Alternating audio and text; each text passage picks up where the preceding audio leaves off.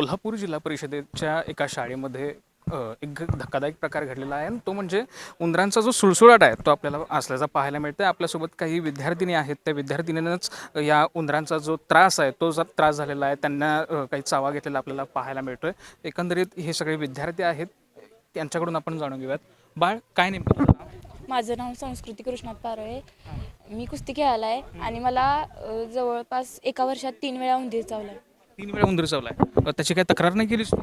मी सांगितलेलं मॅडमांनी मला घरी लावून दिलं. मी घरी गेल्यानंतर रेबीजचं इंजेक्शन घेतलं. दुसऱ्यांदा चावला मला, त्यावेळेस मी TTचं इंजेक्शन घेतलं आणि आता मला चावलेला तिसरा उंदीर आहे.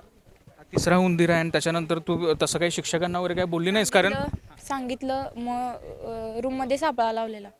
फक्त सापळा लावला, बाकी शिक्षकांनी तसं काही हे केलं नाही? नाही. तसं शिक्षकांनी काही तक्रार वगैरे काही केली होती वरिष्ठांना, किंवा तसे काही जिल्हा परिषदेकडून काही आले होते अधिकारी वगैरे तिथं तपासायला? नाही. नाही.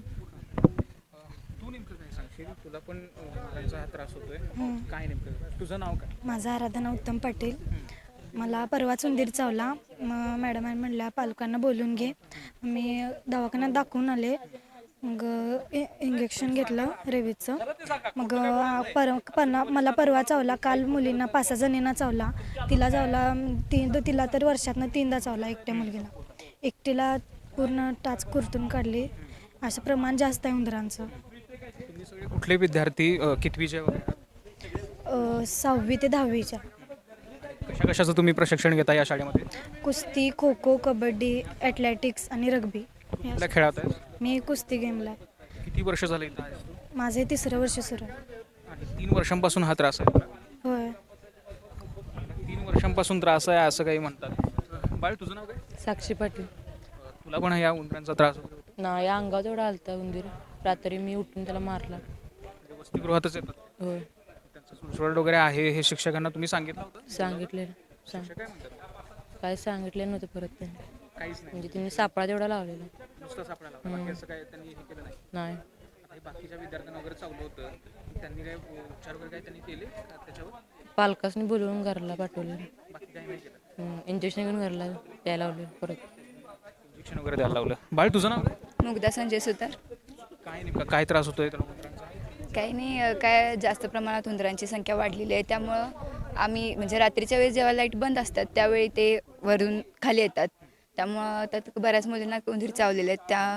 त्या आता घेतात ट्रीटमेंट दवाखान्यात वगैरे. विद्यार्थ्यांना ट्रीटमेंट वगैरे देतात, बरोबर आहे, पण हे शिक्षकांची पण कुठे ना कुठेतरी जबाबदारी असायला पाहिजे. बरोबर आहे, पण आहे आता त्यांनी पण सापळा लावलेला. पण काय करायचं, तेव्हा असं म्हणायला लागेल की उंदीर पण खूप आगाव झालेत, कारण त्या सापळ्यात जाईनच झाल्यात ते पण. आम्ही पण बघितलं, प्रयत्न केले आम्ही पण त्यांना म्हणजे सापळ्यात हे करायचे.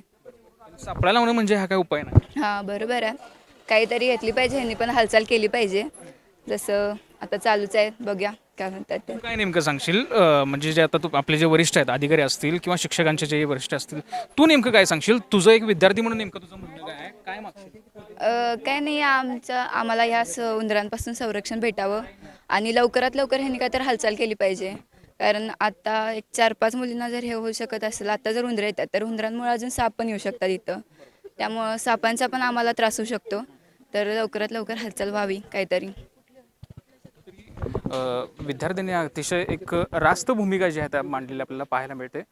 एकंदरीत जर बघायला गेलं तर यामध्ये विद्यार्थ्यांकडून जी आत्ता मागणी आहे की लवकरात लवकर याचा बंदोबस्त करावा, अशा पद्धतीची जी मागणी आहे ती आपल्याला केलेली पाहायला मिळाली. LS मराठीसाठी मी निरंजन, कोल्हापूर.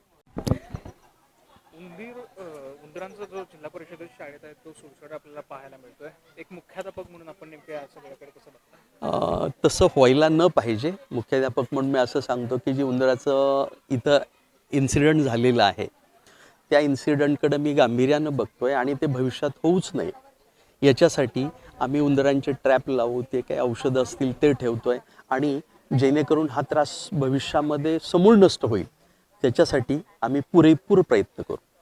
खरं तर 2 वर्षांपासून हे विद्यार्थ्यांच्या ज्या तक्रारी आहेत ते यायला लागलेल्या आहेत. नेमकं या सगळ्याकडे कसं बघताय? कारण अजूनपर्यंत कुठलं त्याचं निराकरण झालेलं नाही आहे.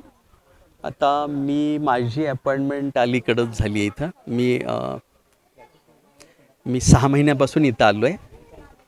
मग 6 महिन्यापासून आल्यापासून हा जो भाग आहे तो मी फेस करतो आहे. आणि मी आल्यापासून आता काय पुरेपूर समूळपणे नष्ट होण्यासाठी काय करता येईल याच्यासाठी आम्ही माझ्या सहकार्याच्या मदतीनं हे निश्चितपणे आम्ही आमचं हे पॉझिटिव्ह पाऊल पुढं टाकू आणि हा विद्यार्थ्यांना कुठलाच त्रास होऊ नये याच्यासाठी आम्ही पूर्णपणे प्रयत्न करू. साधारण 4 ते 5 विद्यार्थिनींना हा उंदरा एपिसोड त्यांचा चावा घेतलेला आहे. बरं. त्याला कुठं ना कुठेतरी याला त्रास झालेला आहे. बरोबर. नेमकं आपण प्रथमोपचार म्हणून आपण तसं काही करणार आहोत का?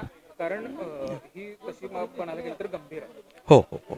मग त्या विद्यार्थ्यांना आम्ही चावलेलं आहे तिथं इंजेक्शन दिलेलं आहे. त्यामुळं डॉक्टरांच्या सल्ल्यानंच त्यांचे उपचार चालू आहेत. मग डॉक्टर जसे सांगतील ज्याप्रमाणे ट्रीटमेंट पाहिजे त्यानुसार ट्रीटमेंट आम्ही विद्यार्थ्याची करतो. गेल्या 2 वर्षांपासून हा सगळ्याचा त्रास होतोय विद्यार्थ्यांना, त्याला प्रतिबंध नेमका तुम्ही कसा केलेला गेला? आता मी डिसेंबरपासून आहे इथं कालच्या, त्यामुळं 6 महिने झालेत. तर त्यानुसार उंदरासाठी काय ट्रॅप बसवता येतील, उंदीर इकडे येऊच नयेत, त्याच्यासाठी आम्ही पॉझिटिव्ह पाऊल टाकून उंदीर पुन्हा येऊच मुलींच्या हॉस्टेलमध्ये येऊ नये याच्यासाठी आम्ही दक्ष राहून तो प्रयत्न करू. सर, आपण गेले 6 महिने झाले तुम्ही इथं रुजू झालेला हो आहे. हो पण हो 6 महिन्यांपासून उंदरांचा त्रास होतो हे आपल्याला माहिती आहे, आपल्याला हो कल्पना हो आहे. हो हो हो त्याची काही वरिष्ठांना तुम्ही कल्पना दिली होती का? अशी कल्पना आम्ही हे उंदरांचा त्रास आहे हे बोललेलो असतो, आम्ही सांगितलेलं असतं आणि हे वारंवार होत नाही, हे मध्येच इन्सिडेंट होतो असा कंटिन्यू. त्याची काही उपाययोजना वगैरे करण्यात हो हो, वरिष्ठांनी आम्हाला वारंवार सांगितलेलं असतं, आदेशित केलेलं असतं, हे करा ते करा, त्याच्यासाठी ट्रॅप लावा वगैरे. त्यांनी ते ट्रॅप लावलेले असतात, औषधं ठेवलेली असतात. वरिष्ठ आम्हाला वारंवार पॉझिटिव्ह गोष्टी सांगत असतात, त्यानुसारच आम्ही हे पुढं पुढे आपल्याला हा त्रासच होऊ नये हो. यासाठी आपण काय उपाययोजना केल्या? आता इथनं त्रासच होऊ नये त्याच्यासाठी आम्ही काय करू, उंदीर कुठनं प्रवेश करतात त्याच्यासाठी त्यांचा प्रवेश करण्याचा मार्गच तोच बंद करून टाकू. आणि विद्यार्थ्यांना आम्ही सक्त सूचना देतो की बाबांनो, खाण्याचे पदार्थ तुम्ही तुमच्या वसतिगृहामध्ये जिथं तुम्ही राहतात तिथं नेऊ नका. जे भोजनगृह दुसरीकडं आहे, पलीकडं आहे, तर भोजनगृहामधले जेवण करून आल्यानंतर खाण्याची कुठलीही वस्तू इकडं आणू नका, जेणेकरून उंदीर काय होतात संध्याकाळी मग त्याकडे आकर्षिले जातात आणि त्यामुळे तो त्रास होतो त्याचा. आपलं नाव सांगा सर. मी अतुल देवकर, मुख्याध्यापक, राजर्षी शाहू विद्यानिकेतन, शिंगणापूर.